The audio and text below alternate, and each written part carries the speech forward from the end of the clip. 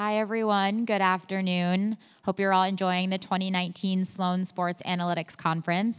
I'm Amanda Steibel. I'm a first-year MBA student here at MIT Sloan, and I'm here to introduce our next competitive advantage speaker, Jeff Gozzi from Learfield.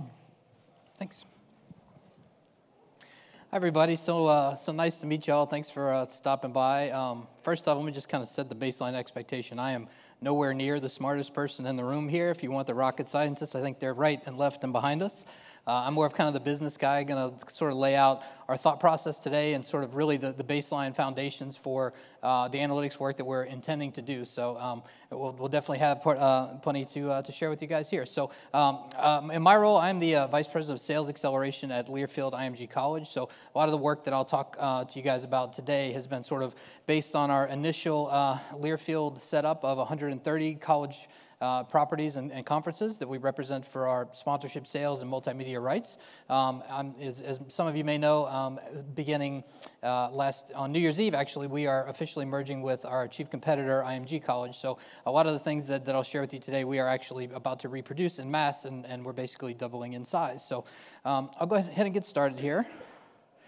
And I know when I've been in your shoes for these things, really the first question anybody always asks before you really get into the nitty-gritty here is kind of what is the system that you're using, so you can kind of frame up what I'll talk about here. And what we have is a Microsoft Dynamics platform. So we have recently transitioned to a cloud-based system, so I'll talk a little bit about that. And our chief plugin, our chief value add on top is Core Software. They're our main integrators here, and we're using both their Pro Sports platform and also their DWA warehouse. And on top of the warehouse, we have a Tableau layer that sits and grabs all of our data, both real-time through PSS and also tied into our data warehouse, which gives us some great ability to present a lot of the fun visuals that I'll share with you guys today.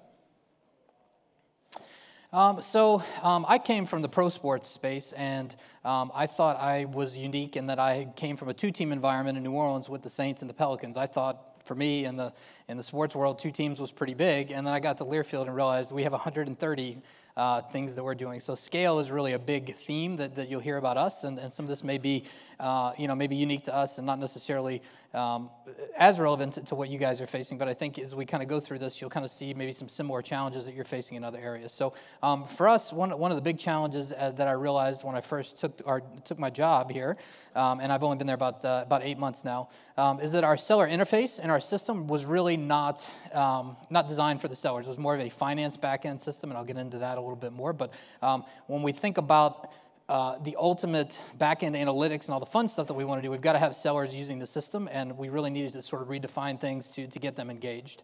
A unique challenge for us is that when I was at a team, I could just walk down the hall and talk to all my colleagues or schedule a meeting and get 15 people together in a room.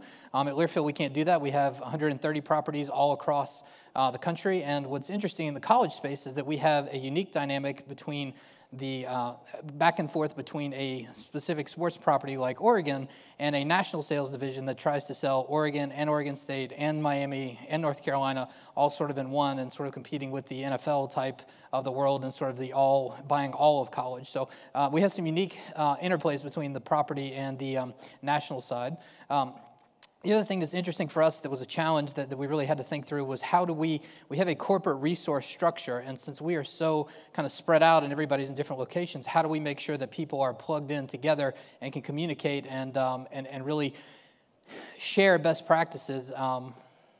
Sort of like a Teambo group in New York on an NBA side, how do we connect with all the different players in the space and really share best practices and make sure that gets out to the end users? Time management was a really big challenge for us in this environment. So I've been in different situations in my career where sponsorship has been sort of split into a new sales division and an activation division. Well, at Learfield, historically, we have had kind of everything's in one role. So our sellers sell new clients, renew clients, activate deals, really. So time management is a really big part of their day, and we had to really design a system that helped them do that. And again, really tying into the time management piece, we wanted to build a one-stop shop that was an easy visual, an easy way to kind of digest where all of their accounts lived at the different stages that they were in. So the goals of kind of this project, this L365 kind of rebranding sales process overhaul that we did. Standardization and benchmarking, I'll get into a little bit of the facts that'll blow you guys' minds for how many rate cards and number of pieces of inventory we had that was just kind of all over the place that we really needed to standardize before we could actually report and draw any sort of conclusions based on that. As I mentioned before, user engagement and adoption was low when I took this job. So, people were really focused on kind of putting in the end results of a sponsorship deal when we were sort of at contract phase, and that didn't give us the data that we wanted for how long does it take to get to that close and sort of the various stages along that process. Real-time reporting and analysis, obviously we had been historically very Excel-based and wanting to wanted to become a lot more real-time through Tableau. So I'll show you guys a little bit of how we did that. And then really finally at the end of the day, kind of once you've got those building blocks in place, what is the kind of fun stuff, the business intelligence and the insights that we're drawing from the way we're now organized. So from a user interface perspective, I call this the tail wagging the dog. So the initial system that we had that we walked into was basically a finance-first system, right? It was meant to manage inventory and really, have revenue recognition and all the pieces that are relevant for the finance people. And don't get me wrong, I love finance people. I've reported to CFOs in my career, but sellers really are the engine that make our universe go. So that was one of the first things that we tried to do was really think about reframing our entire sales process to be much more sales-focused. And as a result of that, we actually reduced the number of clicks to get something from an initial prospect all the way through a closed deal and executed deal, and by 37 clicks. Now, it doesn't sound like a lot, but when you're multiplying that times 300 sellers and now 700 sellers that we have, that really adds up from a time management perspective. The other thing that we walked into is we thought we knew how people were using our system and what they liked and didn't like and some of the challenges therein, but we decided to really go find out, right? So that was a good insight for us to actually go visit our properties, really dig in with them and talk about, have them feel like a part of the process when, what are your major pain points and how can we address that? And then really, after the fact, communicating back with those leaders to help us kind of carry the message forward about the new enhancements of our system and being more seller first. Another big key for us in our change was entering information as you have it. Some of our old sales process, one of the complaints we got is you're asking us to put in a billing contact and the billing schedule. I've just had the very first phone call with my client. Like there's a disconnect there. So a lot of what we try to do is build saves and build steps in the process that are a lot more iterative. So as soon as you have information, put it in. If you don't have it in, great, no problem. Keep going through the process, and then we'll have double checks on the back end that make sure that all the information is ultimately in there by the time we need it at the end. And again, the sort of the last piece here for us from an adoption perspective was really a user steering committee. So again, that's identifying within our organization kind of who some of those influencers were and people who were actually engaged in the system and getting legitimate feedback based on, really getting down into the usage of the system, not the idea that there needs to be a system. I think that was a key point that I learned early is that some sellers, are just, again, sort of any tracking at all, and we tried to reframe everything into how this actually enhances their ability to make money. And anytime you can express that to a seller in those terms, you're headed in the right direction.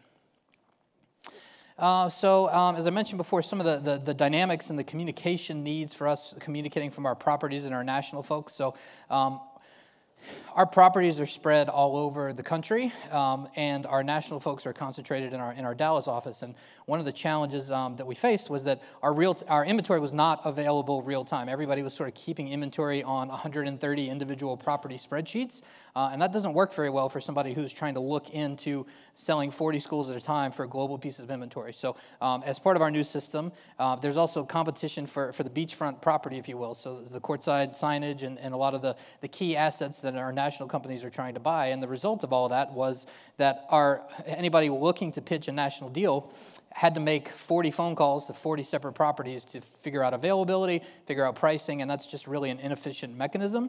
And particularly for our national sales, as these deals are really big and take 12, 15 months to produce, the inclusion and exclusion of properties in a particular deal changes often, so that really became a massive pain point for us in trying to be up to date on inventory availability and having multiple sellers try to sell the same thing, and basically first dollars in wins.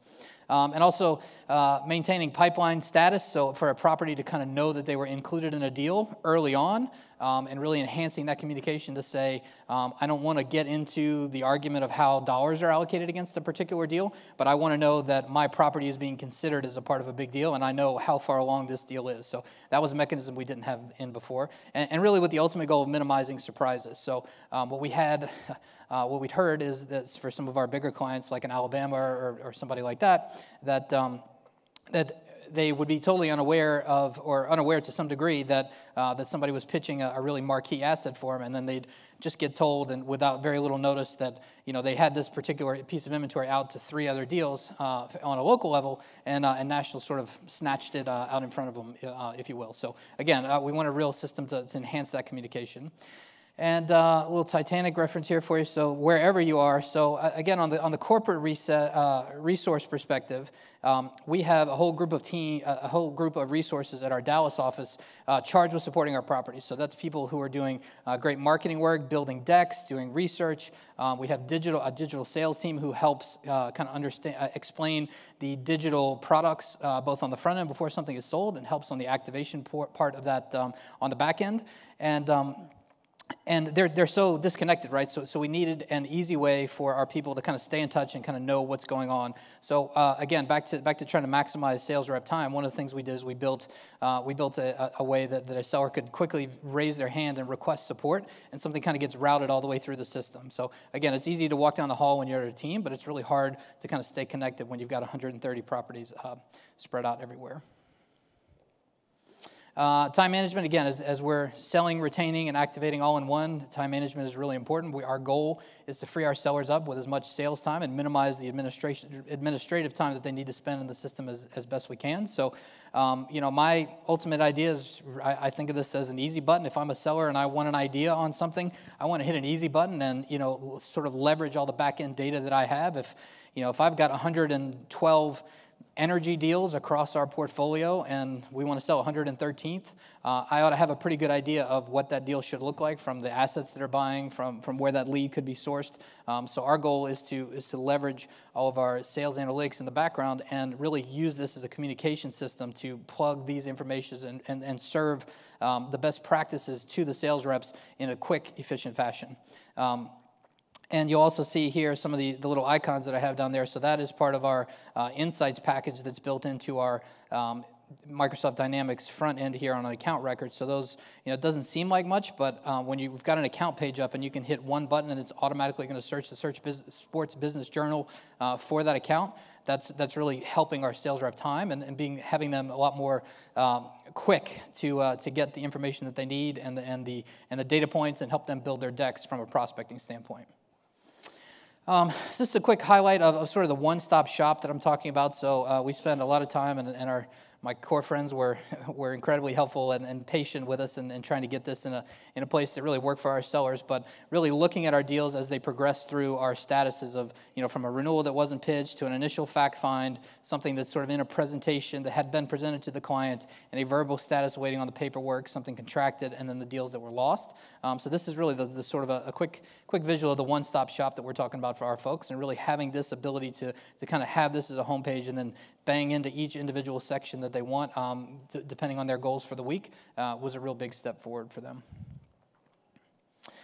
So as I talk about standardization and benchmarking, right, and some of the challenges that we had in that area. So when I started, and some of this work certainly predated me, we had 30,000 unique pieces of inventory with 22,000 unique names. That was just a mess to try to roll up and try to figure out what one asset was versus another, right? So one of the first steps that we did is consolidate that down into an inventory SKU reporting system. So we have 8 main SKUs of digital and so on there. And then we have sort of an ID1 and an ID2 therein. And really that system helped us give the properties the flexibility to call the assets the things that meant something to them, like this is the blue outfield sign, but also allowed us the ultimate roll-up ability that we can report and compare and contrast and benchmark one against another. From a rate card perspective, we had 133,000 rate cards over a 3-year period. A lot of those were not categorized appropriately from a unit of sale. So it was very difficult for us to figure out, particularly for time-based assets, what was remaining or what was sold. So as a part of that, so that was a big piece of our overhaul that we did as well. And then sort of the third tenet there is this idea of a master account. So what we inherited was 62,000 accounts in our system with 46,000 names. So we had about 49 different versions of Papa John's. So if someone was interested in what sort of business are we doing with a Papa John's, that was a very difficult question for us to answer that shouldn't have been. So the structure that we underwent there was layering in a master account so that, the Papa John's, Pizza LLC, whatever, all rolled up into a master account. It made it much easier for us to report thereon. So that's sort of some of the ranking analysis that we did as a result. So benchmarking was another big reason we wanted to take away from this. So we have lots of properties. We want to compare one against another on multiple facets. So looking at rate card efficiencies, looking at potentials for skew in particular assets where we're underrepresented. And then also from a category perspective, looking at, how are we doing? If property A is exceeding property B in lots of areas, there's still plenty of opportunities in particular categories and where we need to focus our efforts and leveraging on the success rates or the lack thereof in other properties to help us make best use of our time. So from a training and adoption perspective, we built an online learning portal.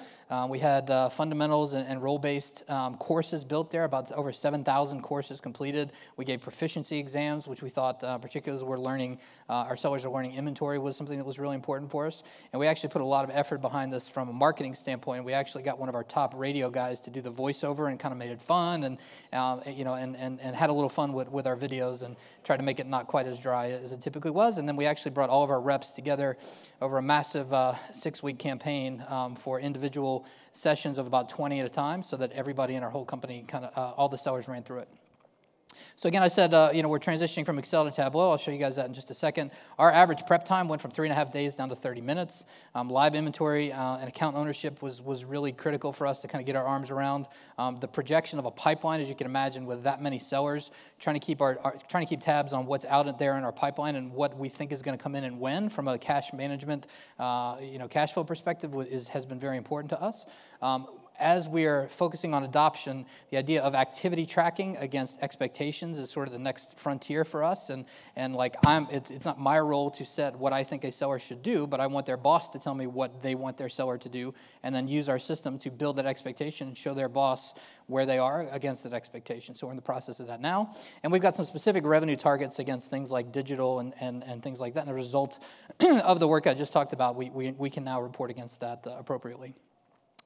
So we're also looking at how long is it taking a rep to convert from one stage to the next. From a communication standpoint with our corporate resources, one of the things that we heard was our seller, our integrated marketing folks or our people putting together decks had no idea if a deck they put together even closed.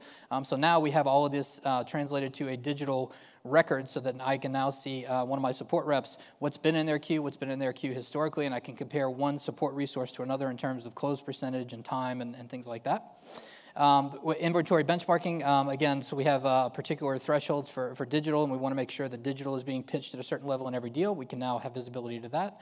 And also, from a rate card efficiency standpoint, we're very conscious of yield and want to get, now that we have all this data together, we have an ability to look at what we think an asset should be worth and then overall grade the deal compared to that. So as we get into a renewal season, we have a good idea of what assets we need to keep or things we need to shuffle around. So here's some examples of some of the reporting that we put together. So you guys are probably familiar with this being sort of Tableau-based here. So all in all, we've got 70 different reports, and we look at visualizations such as a footprint that's on the left there, which obviously the size of the circle and the colors kind of show us. And at one click, what I love about Tableau is that you can go in there and sort of, oh, this is interesting with one click, kind of see the salient points of what's generating that big, the size of that circle. So that's been a really useful tool for us at a top-line executive level. And we've got lots of efficiency dashboards as well, right? So we want to grade rep A against rep B, property A against property B on lots of things like how close are you selling against rate card, how close are you selling against rate card for digital in particular, things like that. So our efficiency dashboards have been great for that. We've also looked at things like pacing year over year. Pacing is a massive focus for us, as I'm sure it is in any sales organization. But when you roll it up 130 times, weighted pacing in particular is a really big deal. Again, I mentioned sort of the activities and the expectations against that. And we also have sort of property pacing, and the idea on that bottom left there is that the black bar is sort of your property goal, and the concept is, which is an easy visual for, a VP who's got 8 or 10 properties to manage to look at this and say, the goal is for my red, which is my actual, plus the gray, which is the projection in my pipeline, to get me to budget. And if it's not, where's that gap and how do we continue working there? So from a final thought standpoint, the takeaways that I would suggest that I've learned from this project are really, it's critical to have support from the top down and have sellers participate in the process and feel like they're owning this with you. The data cleanup and the benchmarking is not the fun stuff. It's the stuff where you got to roll up your sleeves and get it done, but it's definitely necessary and foundational to get to the fun stuff that we all love to do. And our ultimate goal is to free our sellers up to sell, try to reduce the administrative time that they have. So the things that we're looking at in the immediate future here, we are in the process of overhauling all of our rate cards based on a lot of the outcomes of this work that we've done so far. We're looking at multi-level forecasting, so not just what does a rep think, but we want an ability for their sales VP, their GM to handicap that sale as well, and then their sales VP on top to handicap. There's a lot of handicapping that goes on in our world. Another foundational piece that we're working on now is some reporting around commissions. So I think as we're working on sellers, getting them to buy in and use our system, the more you can translate things into, if you close this sale, here's what you will earn on your check, the better. So that's another piece that we're focused on now. So with that, I'll open it up for any questions. Sure. Hey.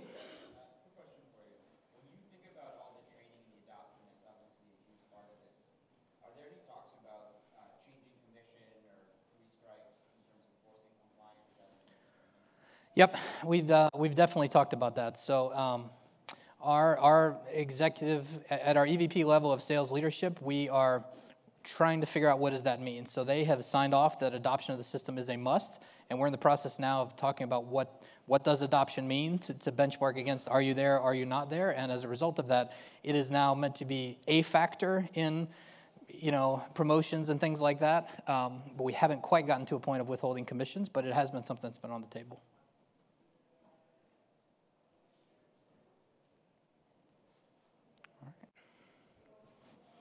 Sure. Now that you've benchmarked your data and you're getting better insights through it, what are the next steps to take action on that and drive it further into the sales organization, and what things are you looking at to Sure. maximize it? Sure. So I think one of those is really looking property by property, right? Lining up 2 properties in very similar regions and saying what's going on with this one, what's going on with this, and where are the opportunities. So from within there, we're looking at a lot of indexing around categories. We're thinking about exclusivities and who are some of our big players and how can we generate additional dollars through exclusivities and taking 4 partners down to 1. Those are some that just come to the top of my head here. Sure. How has this changed some of your approaches to price setting and improving overall investments? Yeah, so I think the key there is that the perception of our rate cards among our sellers has been that at some point somebody just kind of did one of these, where does the wind blow, and that's what our rate card is. So our people haven't had a lot of confidence to sort of lead with these prices, and we've allowed and tolerated a pretty large discounting against these rate cards. They've been more directional than anything else. And I think as we're growing more confident that we have correct rates and we have better metrics to support the quantitative values and impressions and ratings to support those values. Our goal is to take more of a hardline approach and allow much less discounting as we reset rates to the proper denominator, so that a threshold against a proper rate is something that we'll begin to monitor more closely.